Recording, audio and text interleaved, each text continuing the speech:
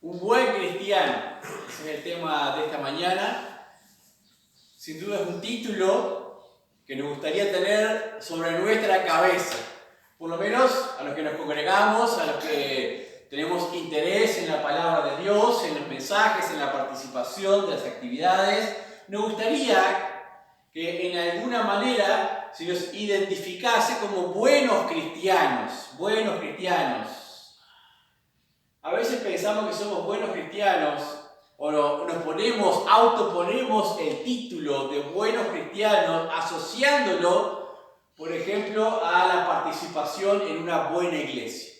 En una iglesia de buen mensaje, participo en tal lugar, entonces soy suficientemente buen cristiano porque voy o participo de tal o cual lugar. A veces eso es suficiente para nosotros para creer que somos buenos cristianos. Entramos en lo que vamos a denominar en esta mañana automatismos religiosos. Automatismos religiosos, y pensamos que cuando los asumimos ya somos lo suficientemente agradables a Dios como para merecer un buen lugar en el cielo con los santos. ¿Nos agrada esa idea? Espero que a todos nos guste la idea de ser un buen cristiano. El problema es si lo somos o no lo somos. Hay otros que lo reducen un poco más a eso y dicen, por asistir a un lindo lugar, a un templo hermoso, con sus decoraciones, con sus pinturas y mucha gente, como el lugar parece fascinante, y yo participo de ese lugar, entonces soy un buen cristiano porque estoy en un buen lugar a los ojos de lo que sería la carne. Y a veces incluso he escuchado comparaciones diciendo, soy mejor cristiano o son mejores cristianos los de tal lugar porque mirás su infraestructura, mirás la cantidad de gente y son mejores que los otros que no tienen tan buena infraestructura o no tienen tanta cantidad de gente. A veces sucede ese tipo de comparaciones dentro de los mismos llamados cristianos. La pregunta es, ¿eres un buen cristiano por asumir automatismos religiosos? Vamos a ver un par de pasajes, un pasaje en la Escritura, pero en realidad 2 evangelios que muestran un par de detalles diferentes. Uno es en Marcos capítulo 7.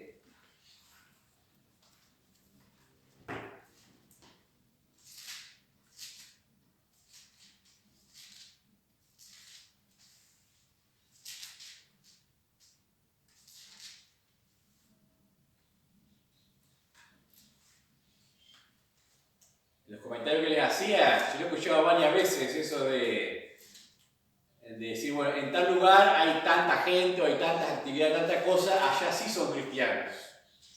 En la forma despectiva de decir, allá no son tan buenos cristianos porque no hay tanta cosa. Es eso lo que la palabra de Dios nos enseña. A veces la tradición nos lleva a formarnos esos conceptos exteriores de lo que es el cristianismo. Dado eso, los incrédulos pueden decir, los cristianos son los católicos porque tienen sus catedrales enfrente a las plazas y tienen movimiento de gente o programas o radios o lo que fuere, y eso no tiene por qué eso ser un cristianismo. Vamos a ver lo que Dios considera que es ser un buen cristiano. Dice en Marcos capítulo 7, versículos 14 al 23, y llamando así a toda la multitud, les dijo, oídme todos y entended, nada hay fuera del hombre que entre en él que le pueda contaminar, pero lo que sale de él, eso es lo que contamina al hombre. Si alguno tiene oídos para oír, oiga.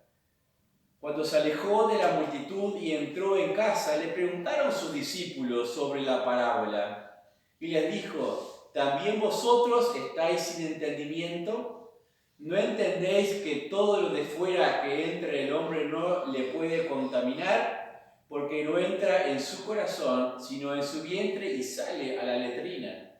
Esto decía, siendo limpios todos pero decía que lo que del hombre sale, eso contamina al hombre, porque de dentro del corazón de los hombres salen los malos pensamientos, los adulterios, las fornicaciones, los homicidios, los hurtos, las avaricias, las maldades, el engaño, la lascivia, la envidia, la maledicencia, la soberbia, la insensatez. Todas estas cosas de dentro salen y contaminan al hombre. Lo vamos a mostrar esto de lo que es ser un buen cristiano por el inverso. Por el inverso. Vamos a ver otro pasaje que nos agrega algo más en Mateo capítulo 15. Mateo capítulo 15, versículos 1 en adelante. Es la misma escena, pero desde otro relato. Mateo capítulo 15 dice: Entonces se acercaron a Jesús ciertos escribas y fariseos de Jerusalén, diciendo: ¿Por qué tus discípulos quebrantan la tradición de los ancianos? ¿Por qué no se lavan porque no se lavan las manos cuando comen pan? Respondiendo él les dijo: ¿Por qué también vosotros quebrantáis el mandamiento de Dios por vuestra tradición? Porque Dios mandó diciendo: honra a tu padre y a tu madre, y el que maldiga al padre o a la madre muera irremisiblemente. Pero vosotros decís: cualquiera que diga a su padre o a su madre, es mi ofrenda a Dios, todo aquello con que pudiera ayudarte, ya no ha de honrar a su padre y a su madre. Así habéis invalidado el mandamiento de Dios por vuestra tradición. Hipócritas, bien profetizó de vosotros Isaías cuando dijo: este pueblo de labios me honra, mas su corazón está lejos de mí. Pues en vano me honran, enseñando como doctrinas mandamientos de hombres. Y llamando así a la multitud, les dijo: oíd atentamente, no lo que entra en la boca contamina al hombre, mas lo que sale de la boca, esto contamina al hombre. Entonces, acercándose a sus discípulos, le dijeron: ¿sabes que los fariseos se ofendieron cuando oyeron esta palabra? Pero respondiendo él dijo: toda planta que no plantó mi Padre Celestial será desarraigada. Dejadlos, son ciegos, guías de ciegos, y si el ciego guiara al ciego, ambos caerán en el hoyo. Respondiendo Pedro le dijo: explícanos esta parábola. Y después leemos lo mismo de la contaminación, lo que entra, lo que sale, que vimos allí en Marcos capítulo 7. El automatismo religioso nos puede llevar a una forma de pretender honrar a Dios solamente de labios o exteriormente, y al mismo tiempo llevar corazones alejados de Dios. ¿Qué es lo que estaba pasando con este grupo de religiosos? Exteriormente estaban honrando a Dios y la gente los podía mirar y decían: aquellos están siguiendo a Dios, son buenos seguidores de Dios, pero sus corazones estaban realmente alejados de Dios. Ahí en el versículo 15 que leíamos de Mateo decía: respondiendo a Pedro le dijo: explícanos esta parábola. Claro, ¿por qué Pedro y sus discípulos querían explicaciones sobre esta parábola? Porque no entendían. Y esto es porque el concepto general, aún de ellos y de todo el pueblo, era que realmente los fariseos, como guardaban la ley, guardaban la tradición de los ancianos y todas las cosas exteriores, no se les podría tildar de inmundos o impuros delante de Dios. Entonces quería alguna explicación sobre esas cosas. Y a eso me refería cuando les decía que es posible, como cristianos hoy día, entrar en automatismos religiosos y al mismo tiempo tener corazones apartados de Dios o ajenos a lo que realmente Dios está esperando. El automatismo religioso, para definirlo, serían todos los esquemas de religión tradicional, los cuales asumo para pretender llevar un buen cristianismo. Todo esquema exterior que asumo como requerimientos generales, por ejemplo, tener una Biblia, leerla, orar por los alimentos, congregarse. Esas cosas no son malas, pero pueden llegar a ser automatismos, en el sentido que simplemente, los hago porque son los que tiene que hacer un buen cristiano, entonces soy un buen cristiano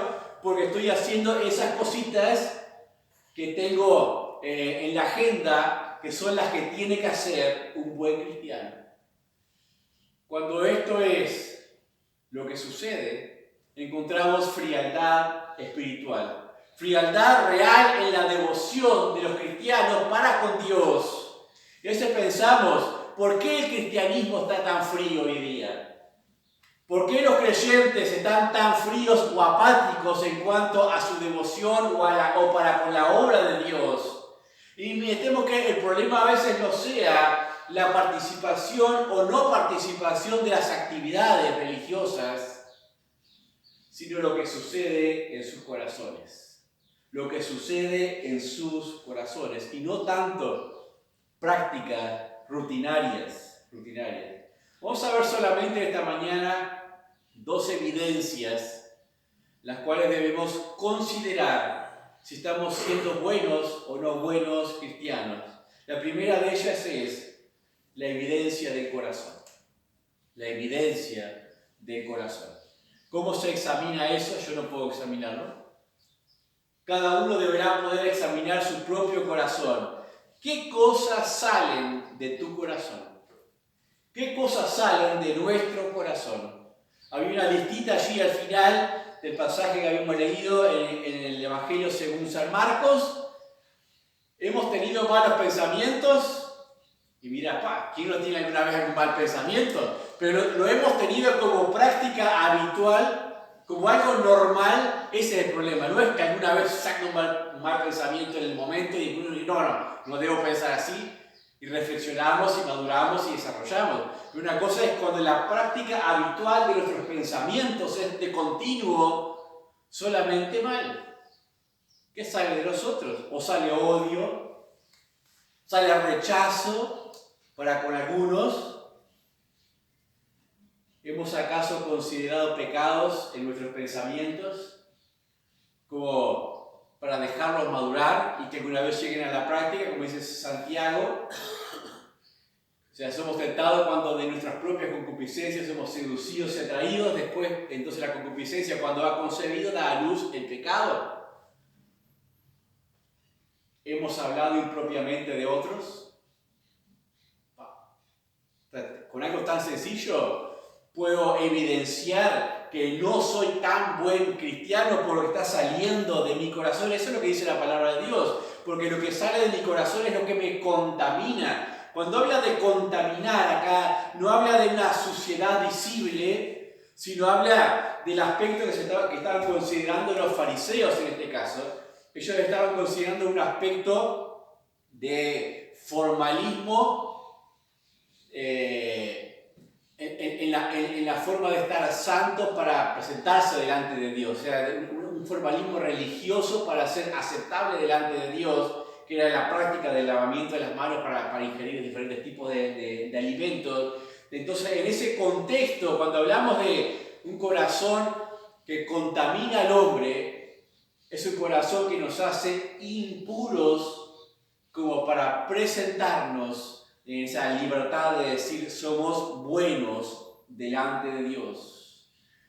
Pues es posible que alguno de los presentes, y pudieron con eso, de los ausentes también, y capaz que ya hoy pudieron con eso, luchan en su corazón en cuanto a ¿debo congregarme? ¿No debo congregarme? Es tan importante si yo puedo buscar a Dios en mi casa. Y a veces o en una actividad, participo o no participo de tal o cual actividad. Si yo me congregué el domingo, ¿por qué me voy a participar de otra actividad? Ya esa participación del domingo me hizo lo suficientemente bueno como para no exigirme mucho más en otras cosas.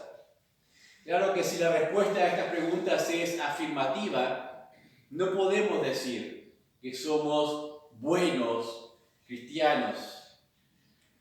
A veces lo que hace el automatismo O sea, el asumir una práctica religiosa automática es justificar mi conciencia o justificarme delante de Dios o distinguirme en alguna manera como cristiano, con el título de cristiano. Y voy a aclarar una cosa. No sea que ahora ustedes salgan de aquí y digan, bueno, estos automatismos que tengo los voy a desechar todos. No hagan eso. Ojo, los automatismos son buenos. ¿Por qué son buenos?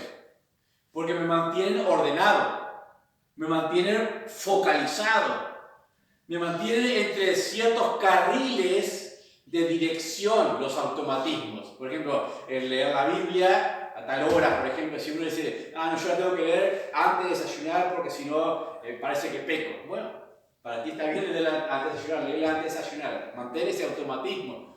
O sea, no te va a hacer mejor o peor cristiano durante el desayuno, antes o después. Pero si para ti es bueno eso, manténlo. O sea, mantén esos automatismos que te mantienen en ciertos carriles, pero siempre ten presente una cosa. Los carriles de los automatismos no llegan al cielo. O sea, no somos salvos por esos automatismos, ni somos mejores delante de Dios por los automatismos, pero sí me mantienen encarrilado. Ayer también consideraba la lectura en el grupo de los jóvenes de Mateo capítulo 7, no todo el que me dice Señor, Señor entrará en el reino de los cielos. Cuando golpeen y digan, pero yo hice esto y aquello y lo otro en el nombre del Señor. Sí, esos son automatismos, tal vez, prácticas religiosas, las cuales yo pensé que eso me hacían buen cristiano, pero no me hacían buen cristiano. Me faltó, por ejemplo, el nuevo nacimiento en esos casos. Hay algunos que vienen de formas sociales muy desordenadas, muy indisciplinados, que necesitan automatismos religiosos para mantenerse con cierta posibilidad de crecimiento dentro de las iglesias. Entonces está bien mantenerles una línea de seguimiento con automatismos. Decirle, leíste de mañana, oraste hoy, tenés que venir. O sea, mantiene esos automatismos porque sin esas cosas vivirían también desastrosamente la posibilidad de su vida cristiana, porque ya no tienen esa autodisciplina natural de ser de pujar por el crecimiento, por mejorar, por avanzar en la vida cristiana, por el acercarse a Dios. Entonces el automatismo en esos casos no es malo, pero no me acercan más a Dios. Me permite mantenerme en carriles, nada más. Esa aclaración la tengo que hacer para que no desechen todo lo que es automático. Ahora, la evidencia del corazón, ¿cuándo sale a la luz? Por lo general, la evidencia del corazón, o el corazón me deja en evidencia cuando me sucede algo que no quiero. Cuando me sucede algo que no quiero, entonces el corazón me deja en evidencia a mí de si soy o no soy un buen cristiano. Si sucede algo que no quiero en relación a la familia. Si sucede algo que no quiero en relación a un hermano de la iglesia o los hermanos de la iglesia. Si sucede algo que no quiero en cuanto a la economía o en cuanto a cualquier otro asunto de la vida social. Vamos a ver un ejemplo de eso. Jonás, capítulo 3, versículo 10. No desbarquen ahí en Mateo. Jonás, capítulo 3, versículo 10.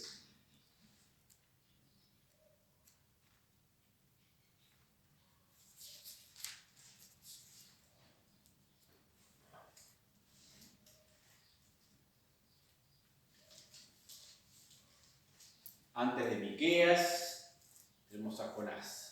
No es fácil de encontrar, pero se los leo. Bueno, de profetas menores, por Abdías, por ahí. Dice así Jonás capítulo 3, versículo 10. Y vio Dios lo que hicieron, que se convirtieron de su mal camino y se arrepintió del mal que había dicho que les haría y no lo hizo. Estamos en la situación en la cual Dios envió a Jonás a predicar a Nínive. Ya sabemos todo lo que pasó en el camino. Jonás no quería ir, se lo tragó el gran pez, al tercer día lo arrojó a tierra, al final fue, recorrió toda la ciudad de punta a punta predicando el juicio de Dios. Y el rey, todo el pueblo, entendieron el mensaje y se arrepintieron, se vistieron de cilicio y guardaron ese arrepentimiento y Dios les perdonó. O sea, Dios vio, dice, todo eso y se arrepintió del juicio que les iba a hacer y no los destruyó a Nínive y a toda esa tierra. Dios estaba trabajando con Jonás, estaba trabajando con su obediencia, con su rebeldía. Y pareciera que Jonás entendió, como dice en el versículo, por ejemplo, 3 y 5, 3 al 5 del capítulo 3, y se levantó Jonás y fue a Nínive conforme a la palabra de Dios. Y era Nínive ciudad grande en extremo, de 3 días de camino, y comenzó Jonás a entrar por la ciudad de camino de un día y predicaba diciendo: de aquí a 40 días Nínive será destruida. Los hombres de Nínive creyeron a Dios y proclamaron ayuno y se vistieron de cilicio desde el mayor hasta el menor de ellos. Hubo un avivamiento en la ciudad. Toda la ciudad se convirtió a Dios porque escuchó el mensaje que Jonás estaba proclamando allí en Nínive. ¿Cómo podríamos tildar a Jonás? ¿Diríamos que Jonás era un buen misionero? Predicó y toda la ciudad se convirtió. ¡Wow! Podríamos tildarlo de un buen misionero. Dios trató con su vida, con su rebeldía, accede Jonás, va a predicar. Y si lo dejamos hasta ahí, al pasaje, tendríamos que ponerle un monumento a Jonás como un misionero ejemplar. Dios trató con su vida, hizo lo que tenía que hacer y toda una ciudad se convierte. Si lo midiéramos por los resultados, es así. Ahora, ¿qué pasaba en el corazón de Jonás? ¿Qué pasaba en el corazón de Jonás? En el capítulo 4, vamos a leer. Dice: pero Jonás se apesadumbró en extremo y se enojó y oró a Jehová y dijo: ahora, oh Jehová, ¿no es esto lo que yo decía estando aún en mi tierra? Por eso me apresuré a huir a Tarsis, porque sabía yo que tú eres Dios clemente y piadoso, tardo en enojarte y de grande misericordia, y que te arrepientes del mal. Ahora pues, oh Jehová, te ruego que me quites la vida, porque mejor me es la muerte que la vida. Y Jehová le dijo: ¿haces tú bien en enojarte tanto? Y salió Jonás de la ciudad y acampó hacia el oriente de la ciudad, y se hizo allí una enramada, y se sentó debajo de ella a la sombra hasta ver qué acontecía a la ciudad, qué acontecería a la ciudad. Y preparó Jehová Dios una calabacera, la cual creció sobre Jonás para que hiciese sombra sobre su cabeza y le librase de su malestar. Y Jonás se alegró grandemente por la calabacera, pero al venir el alba del día siguiente, Dios preparó un gusano, el cual hirió la calabacera y se secó. Y aconteció que al salir del sol, preparó Dios un recio viento solano, y del sol hirió a Jonás en la cabeza, y se desmayaba y deseaba la muerte, diciendo: mejor sería para mí la muerte que la vida. Entonces dijo Dios a Jonás: ¿por tanto te enojas por la calabacera? Y respondió: mucho me enojo, hasta la muerte. Y dijo Jehová: tuviste tu lástima de la calabacera, en la cual no trabajaste, ni tú la hiciste crecer, que en espacio de una noche nació, y en espacio de otra noche pereció. Y no tendré yo piedad de Nínive, aquella gran ciudad donde hay más de 120.000 personas que no saben distinguir entre su mano derecha y su mano izquierda, y muchos animales. ¿Qué había en el corazón de Jonás? Ahí tenemos la evidencia del corazón. Cuando sucedió algo que él no quería. Estaba muy cómodo esperando a ver qué pasaba. La calabacera, qué fantástico, me creció. Se secó, vino el sol, vino el clima, un clima simplemente contrario que le produjo dolor de cabeza, le incomodó el clima y entonces ya empezó a enojarse de nuevo. En su corazón había odio por aquella ciudad, había enojo, había ira, había malos pensamientos. Sin embargo, era un hombre que conocía a Dios porque sabía yo que tú eras Dios clemente, piadoso, tardo de enojarte, misericordioso, etcétera, etcétera. Tenía un conocimiento de Dios. Hizo lo que Dios le mandó que hiciera. Cumplió con el automatismo que se esperaba. Sin embargo, en su corazón había todo este tipo de cosas que salieron a la luz cuando está en una situación incómoda. Incómoda o la cual no quería. O sea, el corazón evidenció qué realmente estaba pasando en la vida de Jonás y así en nosotros. Cuando alguna situación viene de esas que no queremos o que nos gustaría decir paso o no sucede como nosotros queremos, a veces lo que sale del corazón es lo que realmente evidencia cómo estamos con Dios. ¿Cómo está nuestra relación con Dios?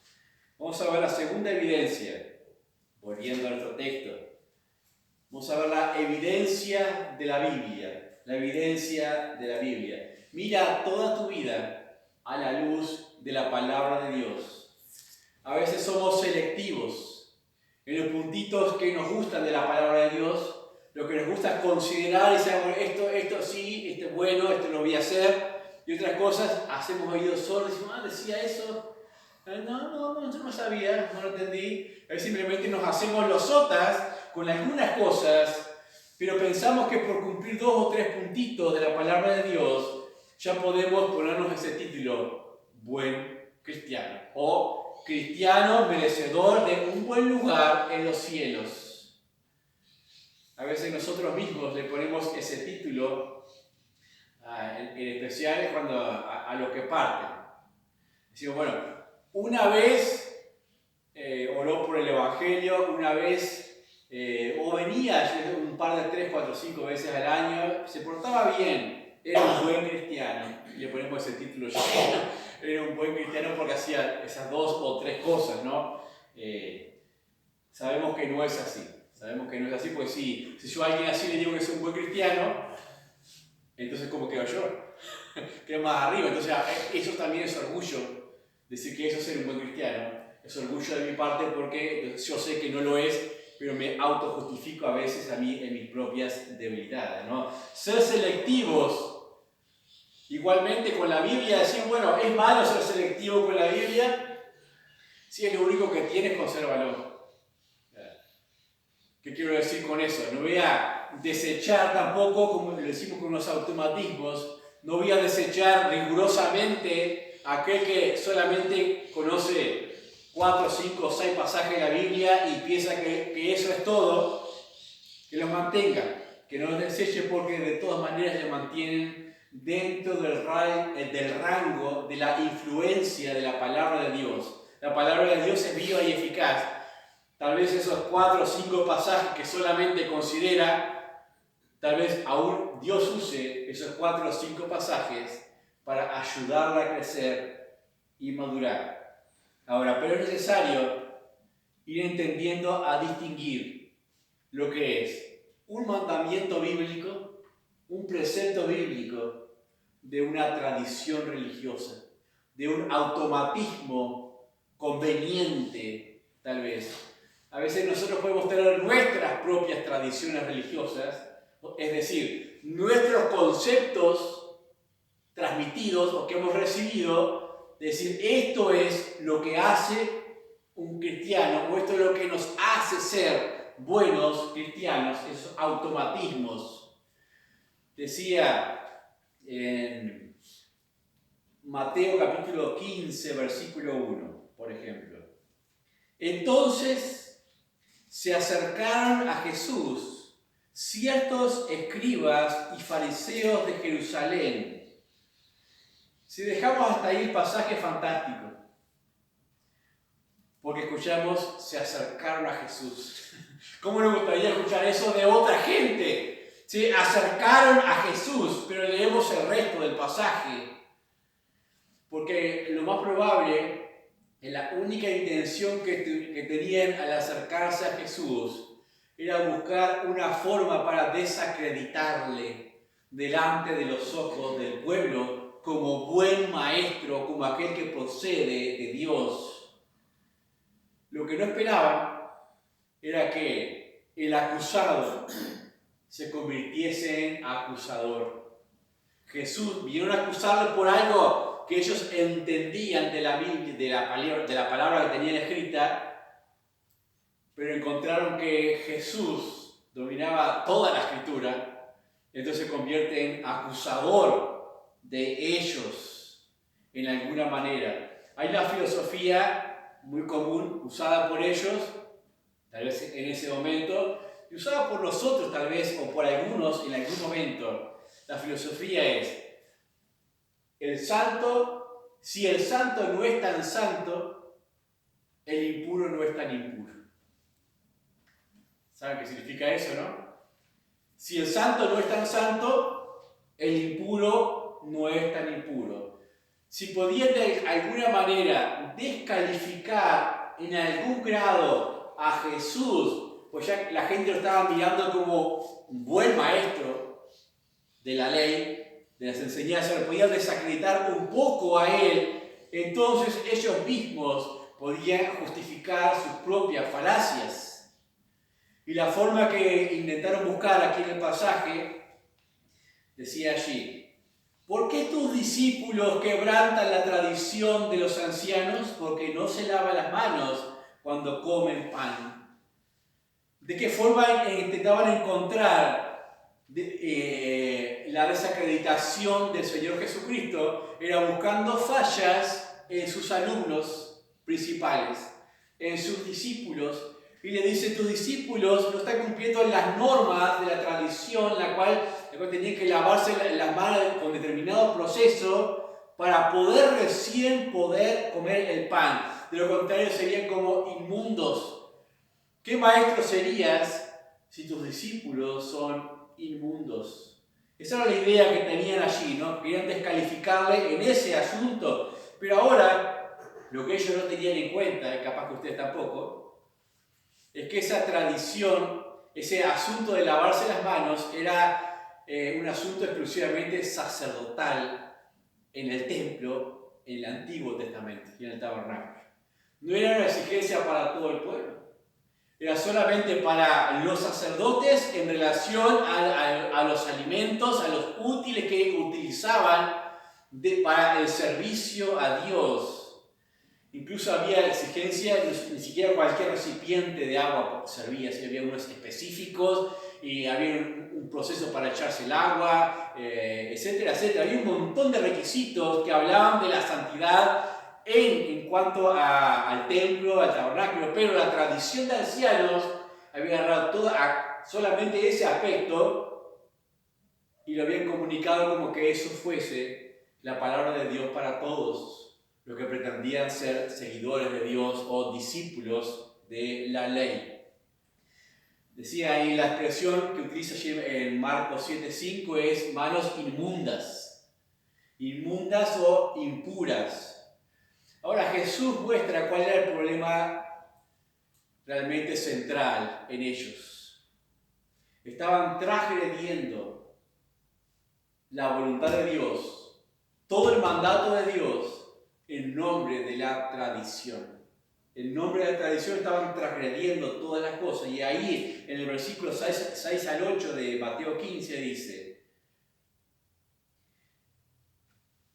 ya no ha de honrar a su padre y a su madre, así habéis invalidado el mandamiento de Dios por vuestra tradición. Hipócritas, bien profetizó de vosotros Isaías cuando dijo, este pueblo de labios me honra, mas su corazón está lejos de mí, pues en vano me honran, enseñando como doctrinas mandamientos de hombres. Hipócritas, ahí tenemos la evidencia de la palabra de Dios que revela qué es ser un buen cristiano delante de Dios. O sea, no son aquellos puntitos exclusivos que yo aparte y procuro guardar, sino toda la enseñanza en su conjunto son las que debo considerar para mirar mi vida delante de Él. Dice, ellos transgredían el mandamiento de Dios por guardar una tradición que se había comunicado por parte de los ancianos, que se había sacado de su contexto y se había intentado aplicar a otro círculo. ¿Qué hicieron en realidad? Cambiaron la verdad de Dios por un automatismo, por una práctica religiosa que simplemente se cumplía con un requisito tradicional y ya con eso era suficiente, yo estoy bien delante de Dios. Y estaban ignorando todo lo que pasaba en sus propios corazones. Jesús lo que hace, pone como ejemplo, saca de la palabra de Dios, de toda la palabra de Dios, ahí en cuanto al honrar a padre o madre, de Éxodo, capítulo 20, versículo 12, cuando dice honra a tu padre, a tu madre, etcétera, etcétera.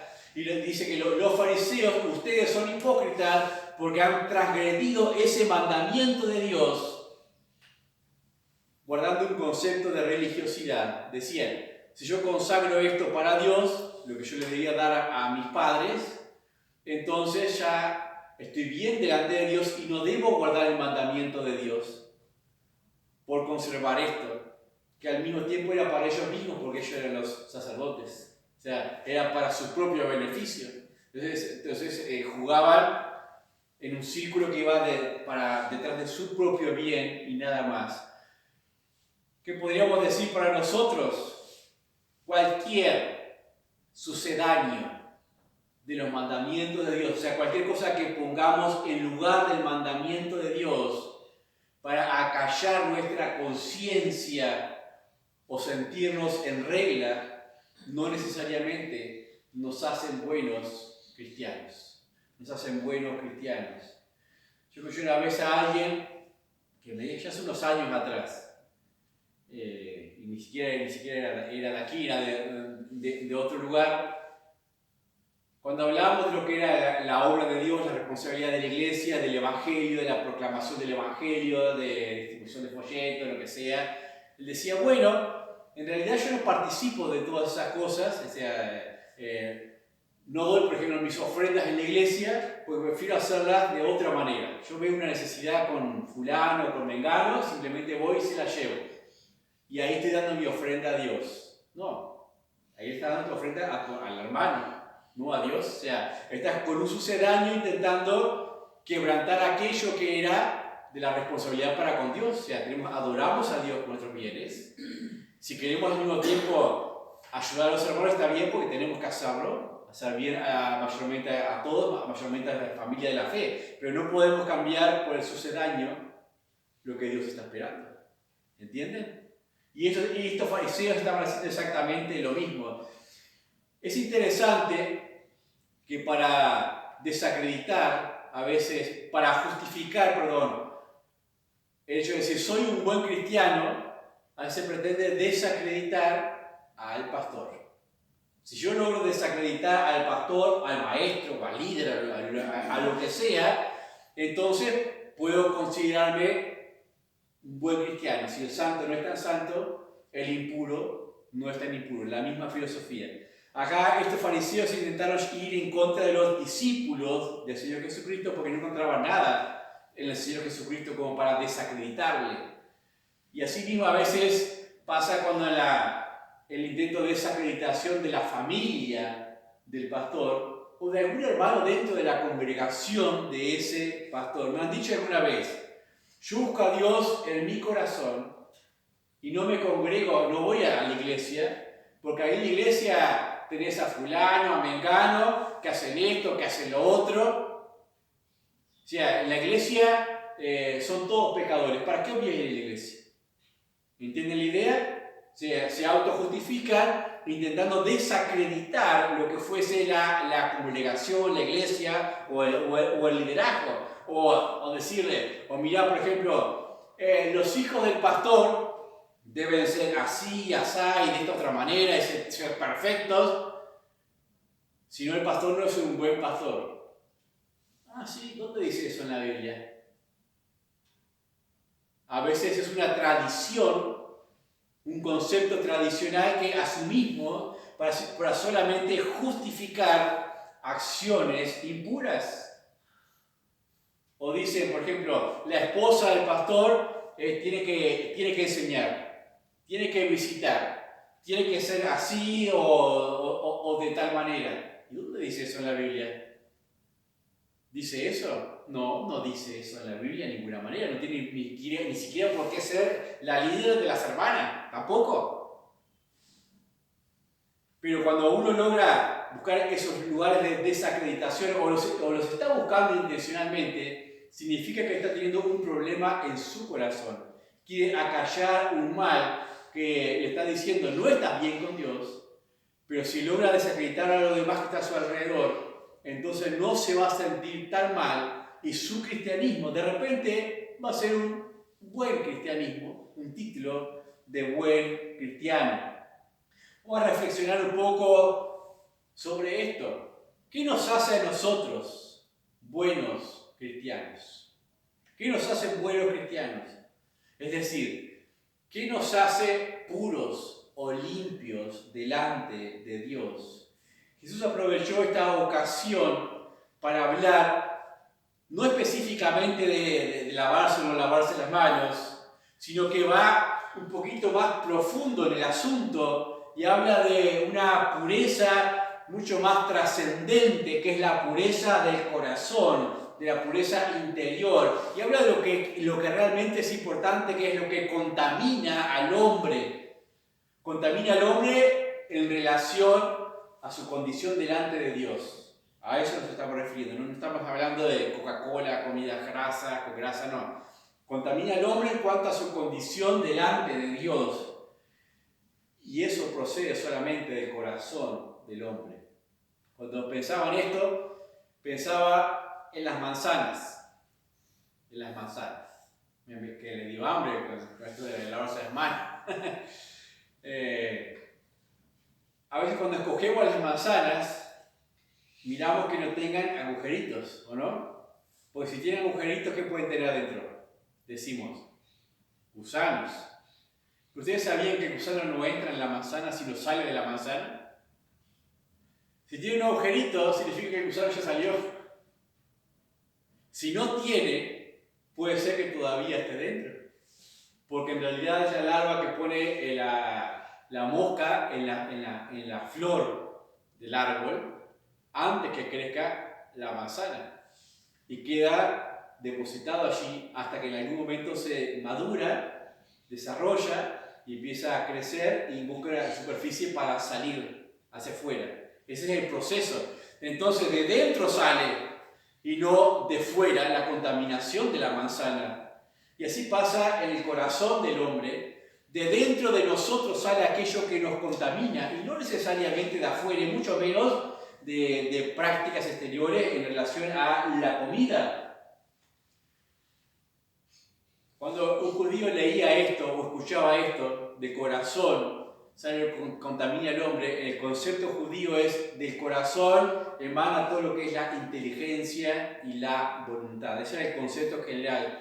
Y creo que tenemos la misma idea cuando hablamos de que del corazón salen estas cosas. No estamos hablando del músculo que bombea sangre, estamos hablando justamente de la idea central del hombre en sí mismo. No son las cosas las que son impuras o puras. No son las actividades puras o impuras delante de Dios, sino las personas. Nosotros.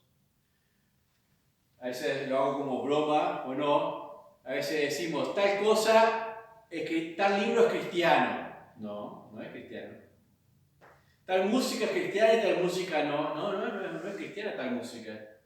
¿Y cómo que no? Si habla de Jesús, habla de todo correcto. No. Cristiano es el hombre, la persona, no el objeto. porque el objeto no se va al cielo ni es hijo de Dios. Es un poco ilustrativo nada más. Las cosas no son puras o impuras, y de esta manera Jesús daba a entender en aquella ocasión que no hay alimentos impuros o impropios para con Dios. Ahora, como religiosos, todos nosotros estamos a veces propensos a transformarnos en viejos fariseos. ¿Cómo es eso? Pasa el tiempo de nuestras prácticas religiosas, ya las asumimos como patrones o como automatismos y nos convertimos en viejos fariseos guardando esas tradiciones, y ya aquel que no las guarda exactamente de la misma manera que las guardamos nosotros, lo señalamos, no es un buen cristiano. ¿Es así o no es así? Yo lo he analizado hacia atrás y es así. Hemos tenido esas ocasiones en las cuales corremos todos ese peligro de formarnos en viejos religiosos. Y a veces corremos en la acusación y lo que hacemos es anulamos la palabra de Dios por pretender que se guarden determinados automatismos o normas de tradiciones. Es más fácil pensar que somos buenos cristianos cuando cumplimos esa determinada cantidad de cosas, porque son cosas en las cuales ya hemos aceptado como convenientes, como factibles en nuestra vida. Si ya las hemos aceptado, entonces claro que va a ser fácil cumplirlas. Entonces es fácil llamarnos buenos cristianos a través de cada una de ellas. Dice en Isaías, para terminar, Isaías capítulo 1, Isaías capítulo 1, versículos 21 y 22.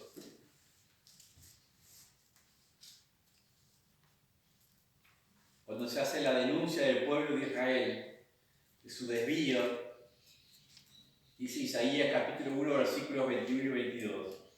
¿Cómo te has convertido en ramera, oh ciudad fiel? Llena estuvo de justicia, en ella habitó la equidad, pero ahora los homicidas. Tu plata se ha convertido en escorias, tu vino está mezclado con agua. Y sigue el pasaje con las acusaciones. Me quedo solo con esa expresión. Tu vino está mezclado con agua. ¿Qué significa eso? Está hablando de lo que era la enseñanza. La enseñanza que se estaba comunicando para con el pueblo estaba absolutamente diluida. Estaban diluyendo la palabra o el consejo de Dios con mandamientos de hombres o comunicaciones personales de conveniencia, de sus propias voluntades. Saben que algunos añaden a la escritura algo que no está, como hemos dicho. Otros le quitan porque dicen, no, esto debe ser para otro, o era para otros tiempos, o lo que fuera. Otros interpretan como les conviene. Buscan interpretaciones, buscan un pasaje que se acomoda a ellos. Y no miren el contexto si realmente es lo que el pasaje está diciendo. Es cierto que la palabra de Dios nos hace libres. La verdad nos hace libres. Pero a veces el cristiano se engaña a sí mismo, toma aún ese mismo versículo y dice, bueno, la verdad, la palabra de Dios, la verdad me hace libre. Yo creo en la verdad, entonces soy libre para hacer lo que quiero.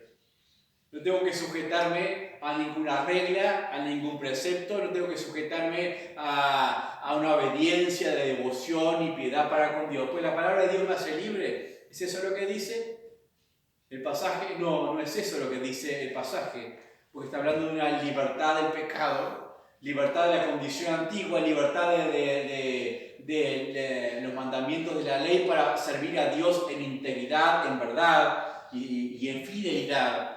Entonces, la verdad sí nos hace libre, pero toda la verdad, no aquella que me conviene nada más, porque me enseña todo el camino de Dios en todos los aspectos de la vida.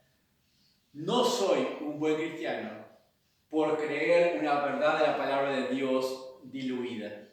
¿Cómo sé si estoy creyendo la palabra de Dios diluida y no la verdadera? ¿Cómo sé eso?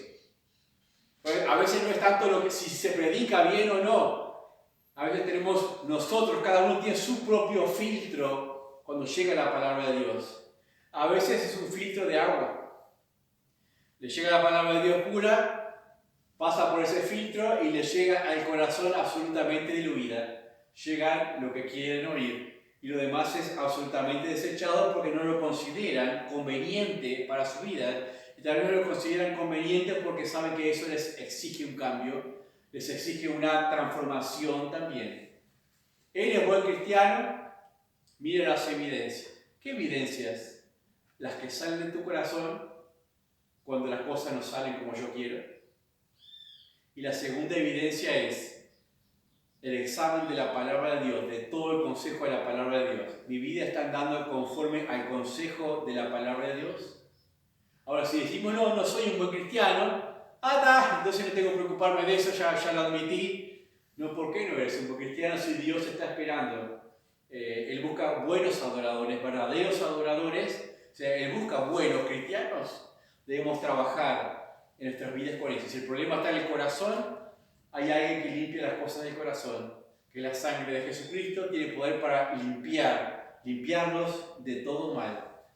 Hay un dicho por ahí que dice, nadie es buen cristiano.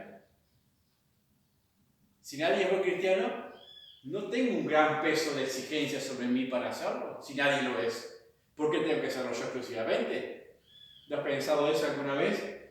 Nadie es buen cristiano, eso es lavarse las manos. Dios espera que cada uno de nosotros lo sea. Y Cristo murió para que seamos como Él. Vamos a orar. Padre, damos gracias en esta mañana, en este tiempo que nos has permitido abrir tu palabra. Padre, míranos, examina nuestros corazones.